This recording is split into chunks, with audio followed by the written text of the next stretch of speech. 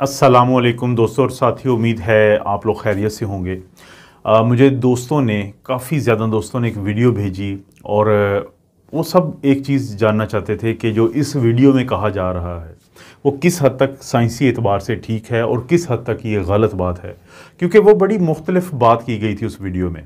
अब मेरी एक आदत है कि मेरे जितने भी दोस्त या सब्सक्राइबर जो हैं, जब मुझे एक वीडियो भेजते हैं तो आमूमी तौर पे मैं बहुत ज़्यादा उस पर तवज्जो नहीं देता, लेकिन जब किसी वीडियो को बार बार भेजा जाए या बहुत सारे लोग भेजें तो मैं भी मजबूर हो जाता हूँ कुछ टाइम निकाल के उस वीडियो को देखने में या उसको समझने में। और अगर वो साइंसी एतबार से कोई अच्छी ऐसी वीडियो है कि जिसके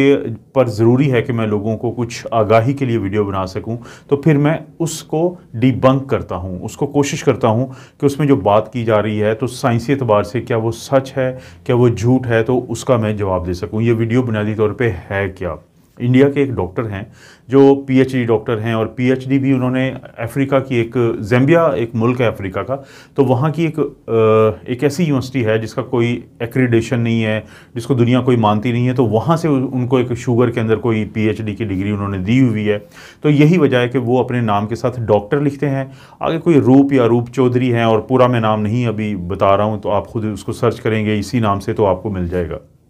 अब वो जो डॉक्टर हैं वो एक इंटरव्यू दे रहे हैं, काफ़ी आगे लोग हैं, शायद हज़ारों की तादाद में, और स्टेज पे बैठ के वो एक इंटरव्यू दे रहे हैं। और वो इंटरव्यू क्या है कि उनसे पूछा जाता है कि जो गुर्दे होते हैं हमारे, कि जब वो गुर्दे ख़राब हो जाते हैं तो उसके बाद क्या हमारे पास कोई ऐसा तरीका है कि हम डायलिसिस भी ना करवाएं, यानी गुर्दों की सफाई भी ना करवाएं, और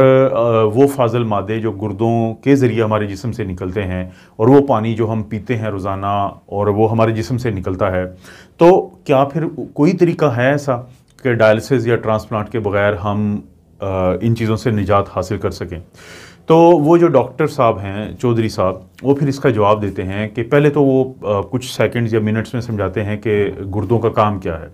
मसलन बिल्कुल उन्होंने ठीक कहा, जो भी कहा कि जो हम खाते हैं चीज़, उनमें से या फ़र्ज़ करें हमारे जिस्म की प्रोटीन का जो टूट फूट होता है, तो उससे जो फाजिल मादे पैदा होते हैं, ये जो नमकियात हमारे जिस्म में पड़े होते हैं, जैसे सोडियम है, पोटेशियम है, यूरिया है, क्रिएटिनिन है, और ये तमाम चीज़ें, और फिर पानी जो हम पीते हैं, तो वो काम है गुर्दों का कि उनको फाजल पानी को, एक्स्ट्रा पानी को और नमकियात को हमारे जिस्म से निकालता है।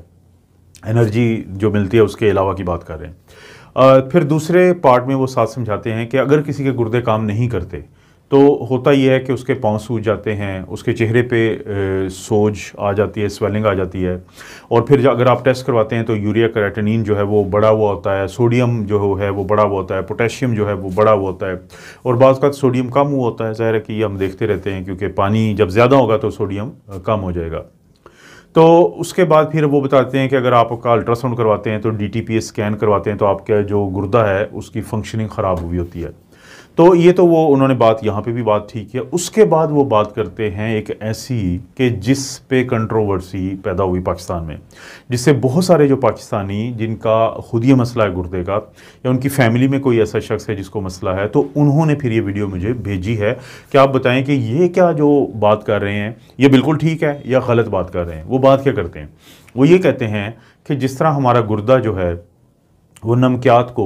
और जो यूरिया क्रिएटिनिन वगैरह को, या इन तमाम चीज़ों को हमारे जिस्म से यूरिन यानी पेशाब की शक्ल में बाहर निकालता है, तो इसी तरह से हमारी जो जिल्द है वो जो स्वेटिंग होती है, जो पसीना आता है, तो उसके अंदर भी वो तमाम नमकियात और चीज़ें शामिल हैं बशमूल पानी के, कि जो वहाँ से निकालता है। तो हम उसको इस्तेमाल कर सकते हैं एक किसी भी ऐसे तरीके से, जो उन्होंने फिर वीडियो में भी बताया है, कि जिससे आपको डायलिसिस की ज़रूरत नहीं पड़ेगी। ये बात उन्होंने बिल्कुल ठीक की है कि जो जिल्द होती है वो सबसे बड़ा हमारे बॉडी का ऑर्गन है, वो हमारी जिस्म का सबसे बड़ा ऑर्गन है। दूसरी बात उन्होंने ये की कि जो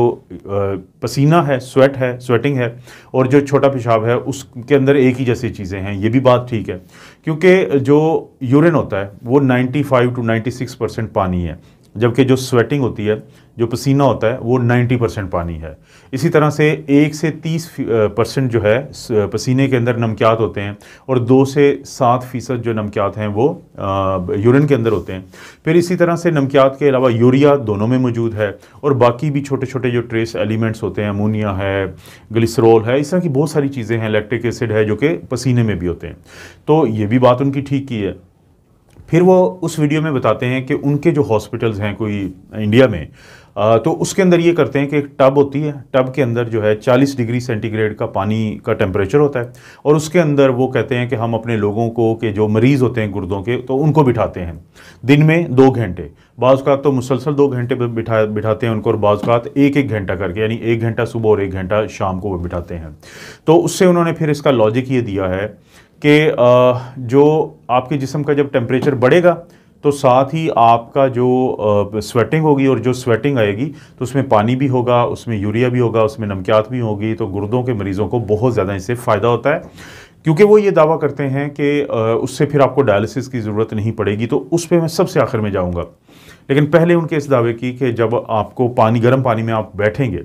तो या आप गर्म पानी से आप बाथ लेते हैं, उसको भी हम शामिल कर लेते हैं इसी बहस के अंदर, तो उससे क्या आपके जो स्वेटिंग होती है, तो साइंसी तौर पे बिल्कुल ये साबित शुदा है कि आपको स्वेटिंग होती है, आपको पसीना आता है, आपके जो पोर होते हैं वो खुलते हैं और स्वेटिंग होती है, और जब स्वेटिंग होती है तो ये तमाम फाजल मादे और पानी जो है वो आपके जिस्म से निकलता है, निकलना चाहिए। और पूरी दुनिया में क्या करते हैं कि ख़ास किस्म के बाथ होते हैं, हॉट यानी जो गर्म बाथ होते हैं, शायद उन्हें स्वाना या इस तरह की टर्मिनोलॉजी है, तो वो किए जाते हैं इन्हीं चीज़ों के लिए। तो साइंसी एतबार से यहाँ तक तो बातें साबित शुदा हैं, लेकिन इन चीज़ों पे कोई बहुत बड़ा ये ट्रायल नहीं हुआ कि कोई जो एक मरीज़ है डायलिसिस का, कि उसने डायलिसिस करवा रहा है, तो अगर वो ये करेगा, क्योंकि ये दावा करते हैं इस वीडियो में कि अगर आप 3 महीने के लिए रोज़ाना 1-2 घंटे का ये अगर 40 डिग्री सेंटीग्रेड का जो पानी का है, यानी जिस टब में आप बैठते हैं, और 2 घंटे ये करते हैं, तो उनका ये कहना है कि आपके गुर्दे फिर काम करना शुरू कर देते हैं, उनका साइज़ बेहतर हो जाता है। ये चीज़ें साइंटिफिकली प्रूवन नहीं है, लेकिन यस, ये प्रूवन है कि ऐसा मुमकिन है कि आपके जिस्म से फाजिल मादे किसी हद तक निकलेंगे। अब इसका हल ये है कि कोई भी बड़ा एक ट्रायल होना चाहिए, और बड़ा सादा सा मैं तरीका बता देता हूँ कि दुनिया इस तरह की चीज़ों को कैसे आजमाइश में डालती है, ट्रायल करती है, कि 200 मरीज़ लिए जाएँ, उनमें से 100 मरीज़ वो हैं और वो सारे गुर्दों के फेलियर के मरीज़ हों, 100 ऐसे मरीज़ हों जिनका डायलिसिस किया जाए, और 100 ऐसे मरीज़ हों कि जिनका यही काम किया जाए कि उनको 2 घंटे के लिए जो पानी है, हॉट टब है पानी का 40 डिग्री सेंटीग्रेड वाला, तो उसमें बिठाया जाए, और उसके बाद देखा जाए 3 महीने के बाद कि जिनका डायलिसिस होता था उनकी क्या सूरत हाल रही, और जिनको डायलिसिस नहीं होता था बल्कि ये तरीका किया गया तो उनकी क्या सूरत हाल थी। तो उसके एंड पे पता चल जाता है कि बेसिकली कोई चीज़ कामयाब है या नाकाम है। लेकिन इस वीडियो में मैं आपको 2-3 चीज़ें बता देता हूँ कि वो वीडियो में अक्सर बातें सच की गई हैं, ये मत देखें कि किसने की हैं, क्योंकि बाज़ औक़ात हम इस चीज़ के पीछे पड़ जाते हैं कि जी वो तो डॉक्टर नहीं है और उसको तो कोई इल्म नहीं है, लेकिन नहीं, ये साइंसी तौर पर ये चीज़ें काफ़ी साबित शुदा है, ये होना चाहिए। दूसरा है कि जो जिनके गुर्दों की थोड़ी बहुत ख़राबी हो, तो वो अक्सर कोशिश करें कि मुनासिब हद तक गर्म जो पानी है उसमें शावर लिया करें, उससे उनको काफ़ी फ़ायदा हो सकता है, और जो फ़ायदा होगा वो स्वेटिंग की शक्ल में, क्योंकि हम भी देखते रहते हैं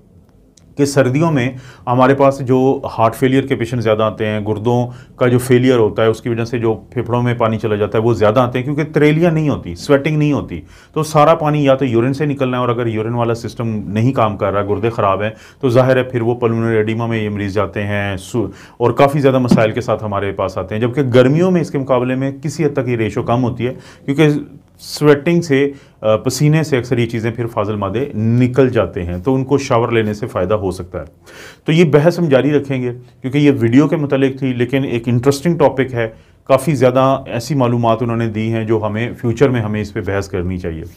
कभी भी कोई इस तरह की वीडियो जो आपको लगता है कि वो साइंसी एतबार से उसको हम किसी बहस में ला सकते हैं, तो ज़रूर भेजा करें। और कोई वीडियो जब मुझे ज़्यादा लोगों की तरफ से आती है, तो मैं फिर लाजमी अपना बाकी चीज़ें छोड़ के थोड़ा सा उसके ऊपर रिसर्च करता हूँ, उसको साइंसी एतबार से परखता हूँ, और मुझे अगर लगता है कि मुझे उस पर बात करनी चाहिए तो उस पर इसी तरह मैं एक वीडियो बना देता हूँ और बना दिया करूँगा। वीडियो को लाइक करें, चैनल को सब्सक्राइब करें, और कोई वीडियो अच्छी लगती है तो दोस्तों रिश्तेदारों से शेयर के ऑप्शन से उसका जो लिंक है वो आप शेयर कर दें। अल्लाह ताला आप अपना और अपनी फैमिली का ख्याल रखें। अल्लाह ताला आपका और आपकी फैमिली को हर किस्म की बुराई, बीमारी और आजमाइश से महफूज रखें।